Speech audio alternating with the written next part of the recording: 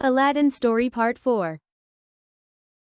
On the morning after the restoration of Aladdin's palace, the Sultan was looking out of his window, and mourning over the fate of his daughter, when he thought that he saw the vacancy created by the disappearance of the palace to be again filled up.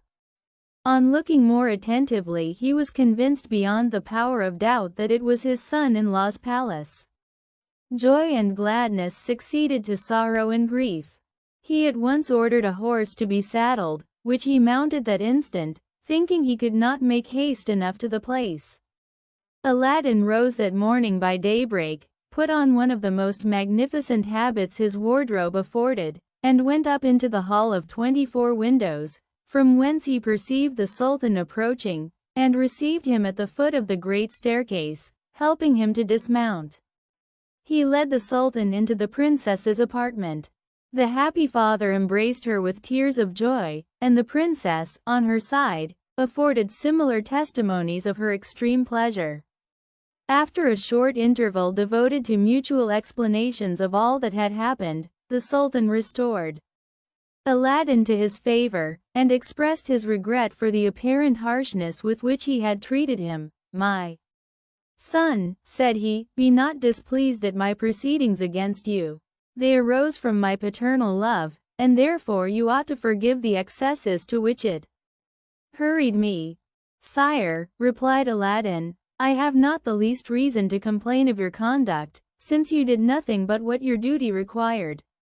This infamous magician, the basest of men, was the sole cause of my misfortune." The African magician, who was thus twice foiled in his endeavor to ruin Aladdin, had a younger brother, who was as skillful a magician as himself, and exceeded him in wickedness and hatred of mankind. By mutual agreement they communicated with each other once a year, however widely separate might be their place of residence from each other. The younger brother, not having received as usual his annual communication, prepared to take a horoscope and ascertain his brother's proceedings. He, as well as his brother, always carried a geomantic square instrument about him. He prepared the sand, cast the points, and drew the figures. On examining the planetary crystal, he found that his brother was no longer living, but had been poisoned, and by another observation, that he was in the capital of the kingdom of China. Also that the person who had poisoned him was of mean birth, though married to a princess, a sultan's daughter. When the magician had informed himself of his brother's fate, he resolved immediately to avenge his death, and at once departed for China, where, after crossing plains, rivers, mountains, deserts, and a long tract of country without delay, he arrived after incredible fatigues. When he came to the capital of China, he took a lodging at a khan. His magic art soon revealed to him that Aladdin was the person who had been the cause of the death of his brother. He had heard, too, all the persons of repute in the city talking of a woman called Fatima, who was retired from the world, and of the miracles she wrought.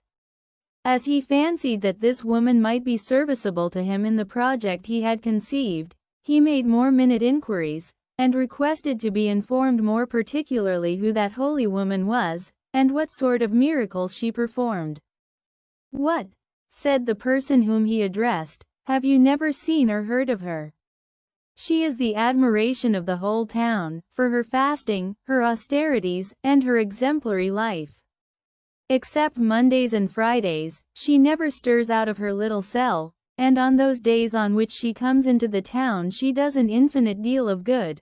For there is not a person who is diseased but she puts her hand on them and cures them." Having ascertained the place where the hermitage of the holy woman was, the magician went at night, and, plunging a poniard into her heart, killed this good woman. In the morning he dyed his face of the same hue as hers, and arraying himself in her garb, taking her veil, the large necklace she wore round her waist, and her stick, went straight to the palace of Aladdin. As soon as the people saw the holy woman, as they imagined him to be, they presently gathered about him in a great crowd. Some begged his blessing, some kissed his hand, and others, more reserved, only the hem of his garment, while others, suffering from disease, stooped for him to lay his hands upon them, which he did, muttering some words in form of prayer, and, in short, counterfeiting so well that everybody took him for the holy woman. He came at last to the square before Aladdin's palace. The crowd and the noise was so great that the princess, who was in the hall of 24 windows, heard it, and asked what was the matter.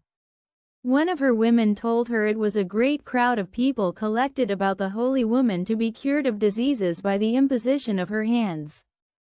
The princess, who had long heard of this holy woman, but had never seen her, was very desirous to have some conversation with her, which the chief officer perceiving, told her it was an easy matter to bring her to her, if she desired and commanded it, and the princess, expressing her wishes, he immediately sent 4 slaves for the pretended holy woman.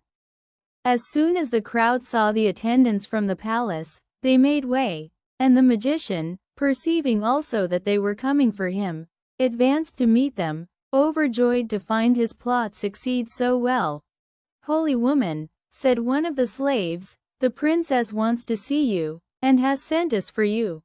"The princess does me too great an honor," replied the false Fatima. "I am ready to obey her command," and at the same time followed the slaves to the palace. When the pretended Fatima had made her obeisance, the princess said, "My good mother, I have one thing to request, which you must not refuse me. It is, to stay with me, that you may edify me with your way of living, and that I may learn from your good example." "Princess," said the counterfeit Fatima, "I beg of you not to ask what I cannot consent to without neglecting my prayers and devotion." "That shall be no hindrance to you," answered the princess. "I have a great many apartments unoccupied.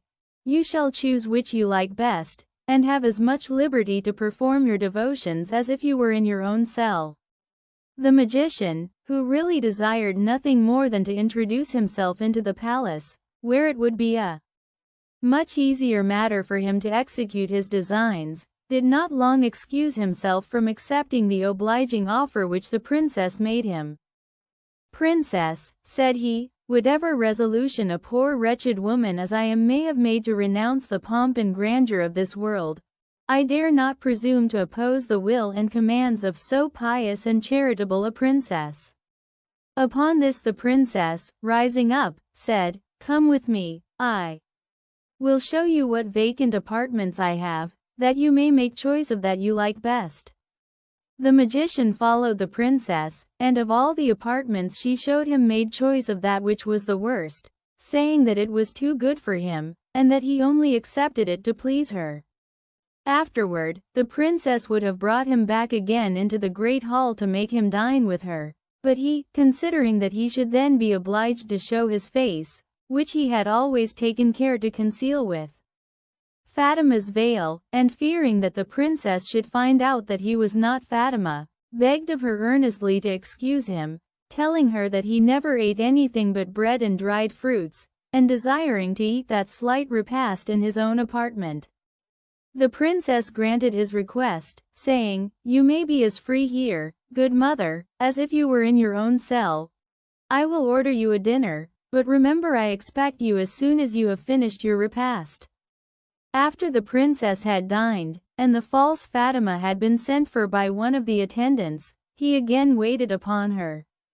"My good mother," said the princess, "I am overjoyed to see so holy a woman as yourself, who will confer a blessing upon this palace. But now I am speaking of the palace, pray how do you like it? And before I show it all to you, tell me first what you think of this hall." Upon this question the counterfeit Fatima surveyed the hall from one end to the other.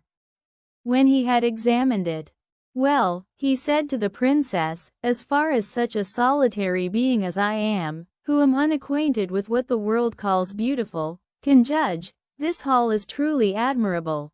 There wants but one thing." "What is that, good mother?" demanded the princess.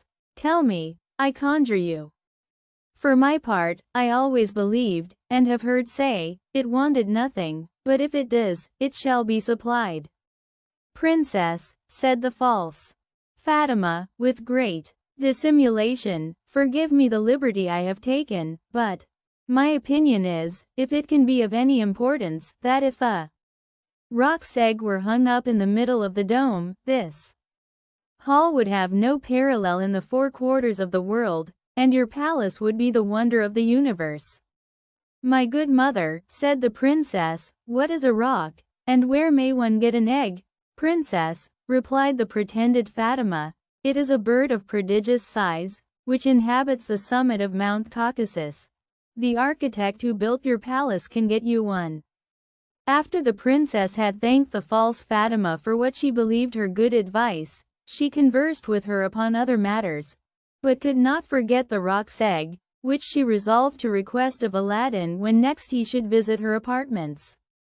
He did so in the course of that evening, and shortly after he entered, the princess thus addressed him: "I always believed that our palace was the most superb, magnificent, and complete in the world, but I will tell you now what it wants, and that is a roc's egg hung up in the midst of the dome."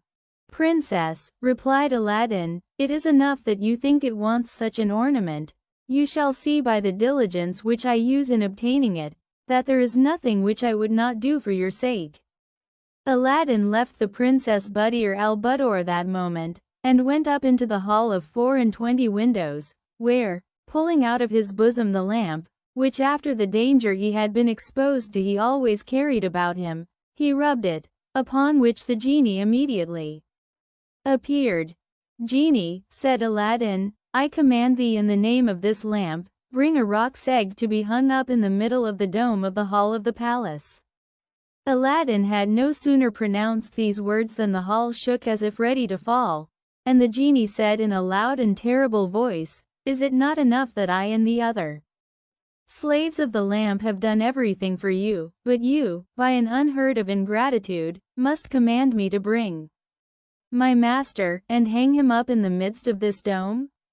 This attempt deserves that you, the princess, and the palace, should be immediately reduced to ashes, but you are spared because this request does not come from yourself. Its true author is the brother of the African magician, your enemy, whom you have destroyed. He is now in your palace, disguised in the habit of the holy woman Fatima, whom he has murdered. At his suggestion your wife makes this pernicious demand. His design is to kill you, therefore take care of yourself." After these words the genie disappeared. Aladdin resolved at once what to do. He returned to the princess's apartment, and, without mentioning a word of what had happened, sat down, and complained of a great pain which had suddenly seized his head. On hearing this, the princess told him how she had invited the holy Fatima to stay with her, and that she was now in the palace, and at the request of the prince, ordered her to be summoned to her at once. When the pretended Fatima came, Aladdin said, "Come hither, good mother, I am glad to see you here at so fortunate a time. I am tormented with a violent pain in my head, and request your assistance, and hope you will not refuse me that cure which you impart to afflicted persons." So saying, he rose, but held down his head.